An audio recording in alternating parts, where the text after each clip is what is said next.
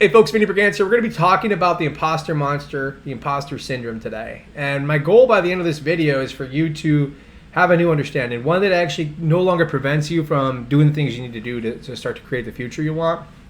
And the reason behind this, I'm the stop smoking specialist on TikTok, Instagram, YouTube, kind of all over the place. And, this is a bit out of niche for me. But I grew my clinic very quickly, right, over the last 2 years. And a bunch of people in the change work industry have approached me about this. Hypnotists, people that do NLP, coaches, all kinds of different folks. And about 3 to 5 times a week, I get a message. How are you doing this stuff? And so they think it's a tactical thing, but they know inside there's an internal shift that needs to occur.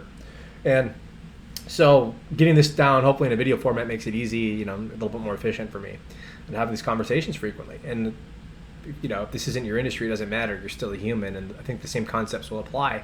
So let me jump right into it here. So the conversations tend to go like this. They say, hey, Vin, that you're doing great. I listened to your podcast, or I've been following you for a while. How are you doing this? And the how isn't really tactical. It's more like even if they think it's tactical, there's a bit of a shift that in terms of how they're thinking about this problem, the imposter syndrome, imposter monster problem, that's really holding them back. And so I'll say, okay, let's start with you. What are you doing weekly? And they go, well, I'm not really posting, once a week, twice a week, maybe once every 2 weeks, and I'm not getting clients. And some of them are scared to actually see clients because they just don't have a frame of reference for it.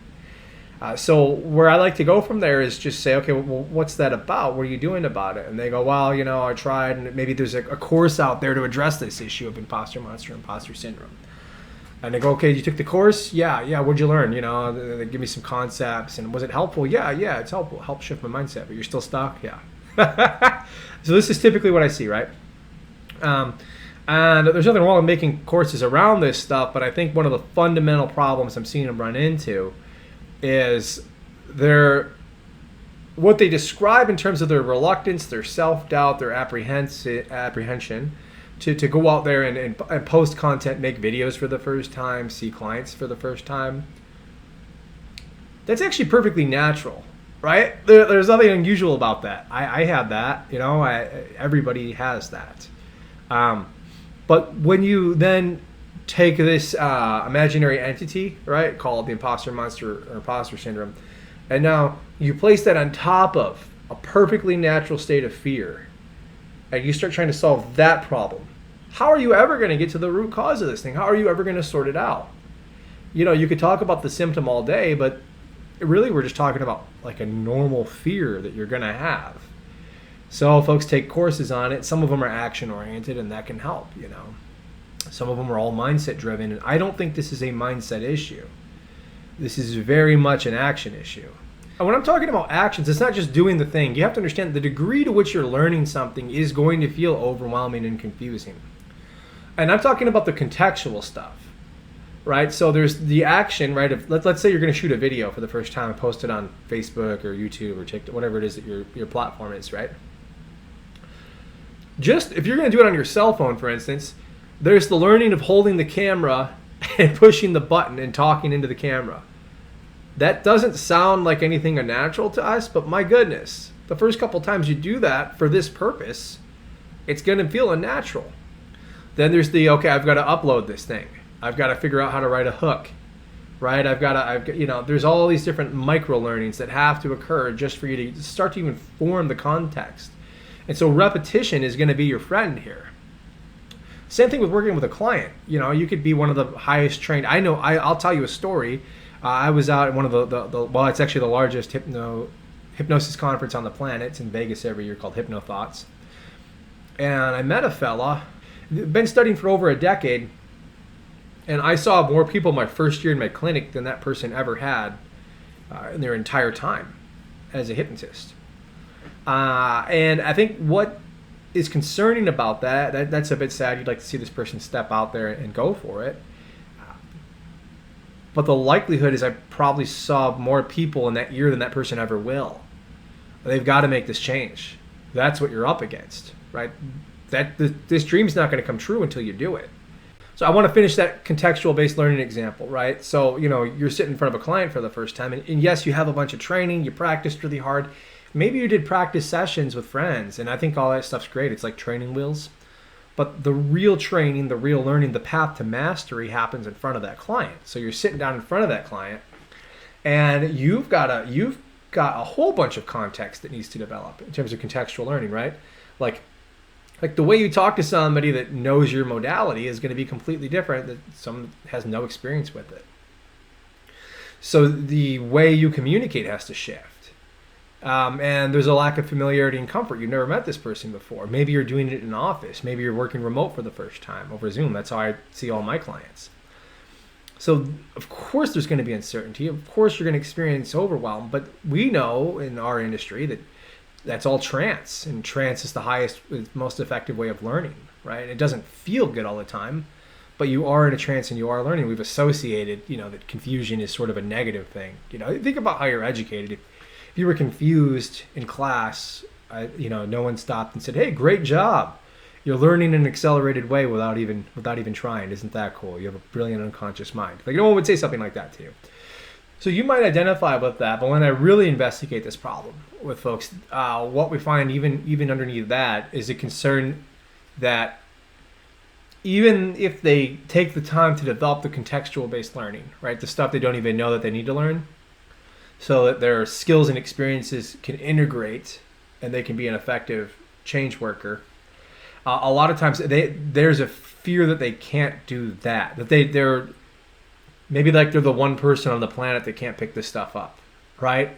And it doesn't matter how great their mentors and trainers are or how much effort they put in. There's a fear that I just can't do it even if I try. And I think that's a really remarkable thing. It's a bit irrational, right? Like it's nearly impossible for you not to improve at something given enough time and effort and concentration, right? Like, first time you tied your shoes, when you're a little kid, you're sitting down there. If I asked you, "Hey, which hand do you tie your shoes with first? Which hand do you use first?" You'd have no clue what I'm talking about. That's the most confusing. I have little kids. It's the most confusing thing on the planet. They look at them. You have to make up a rhyme, a metaphor for them to even get an idea for how to work through this thing. The first time you read a book. You're sitting on someone's lap. You don't even know you're learning how to read, right? A picture of a tree, an apple, a bear. Your mind's already starting to absorb that information, hearing them talk about the letters on the page unconsciously. You're constantly always learning. And all you really are at your core is change. It doesn't feel that way because it happens over time. This just comes down to self-deception, right? That irrational belief is just self-deception. And that is the worst type of deception because it's very difficult to escape the lies we tell ourselves. And if we want to look at it that way, and I suggest we do, understand that this imposter monster, this imposter syndrome, this fictional entity that we've placed on top of a very natural experience is not a helpful metaphor. Right? If you were to do anything that's mindset oriented, I would offer the following.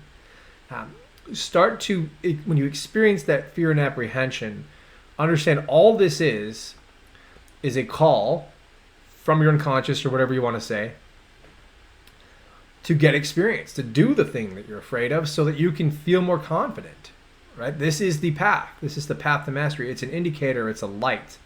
It's not darkness, right? This is what I need to do. And as you do that, the bravery, the confidence just kind of kicks in. I remember maybe 3 or 4 months into running my clinic and seeing folks all the time, I remember having a moment in a session where I was like, "Oh, I don't even think about that stuff. This is just who I am now." And it was odd. And not odd in a bad way, odd in like a really cool way. And so you get to forge your identity. This is an opportunity. This is volition. It's freedom. It's choice. It's responsibility. All those wonderful higher virtues that we as humans get to deploy. So I hope that's helpful. And this is really about embracing the truth from a mindset perspective. But the most important thing here is that the solution is going to be action. There is no other solution. I don't think you can listen to a recording or take another course. And if you're not willing to start taking those steps right now today, you can't get where you need to go. And I'll tell you another story. So in community college, I had this professor who used to call our first drafts, and I don't want to swear because of you might be listening to kids, but we'll call them crappy first drafts. So he'd say, "Your crappy first drafts are due on Monday." And I thought, man, that's brilliant because You're putting all this pressure on yourself to write a great paper. We're going to edit it anyway. So it's going to be garbage. So embrace that reality. Just put pen on the paper. Now you have something to work with. And if you go back on Facebook or whatever, any of my old videos, you'll see, I was not at all good. It took a long time. It took a lot of practice. Nobody bought from me. I posted for 100 straight days, barely any clients. And then it started to hit, though. And so what it feels like is you're beating your head against the wall over and over. But then when it breaks, it's like a tidal wave in terms of understanding, but also results, right? And you're constantly, I heard this before, a really fantastic metaphor. It's like if you're going to a casino and you keep betting on the roulette wheel, and you kept betting on the same, let's say you're going to bet on red over and over, red over and over. And instead of losing the money, though, it just keeps stacking, even if you're not winning. And I think that makes sense because, for one, you're getting the context. You're learning how to explain your ideas in a coherent way. And, you're building some market presence. And so it just kind of makes sense. Eventually your message connects with that one person that it really resonates with them. And now they tell all their friends.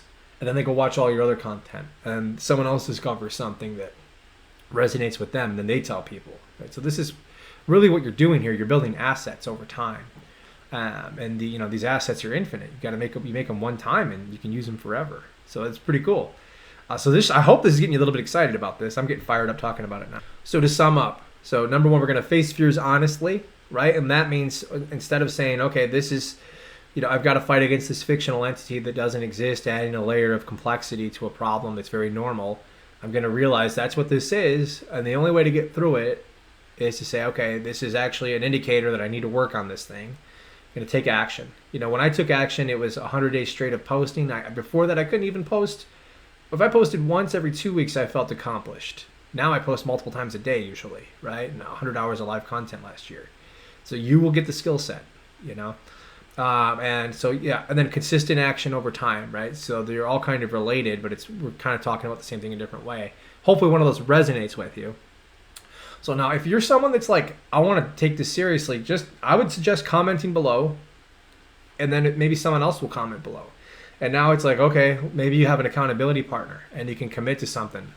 Build a little bit of community that way. That I did it with a couple thousand other people, right? We all just kind of took on a challenge to post 100 days straight on social media, and it made a difference. And it wasn't in terms of results, but it was just making myself do something. Then you have a habit.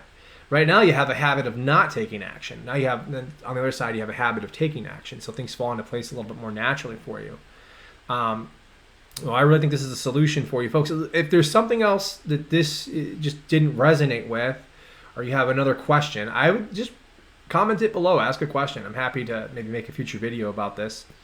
And, subscribe, like, all that stuff.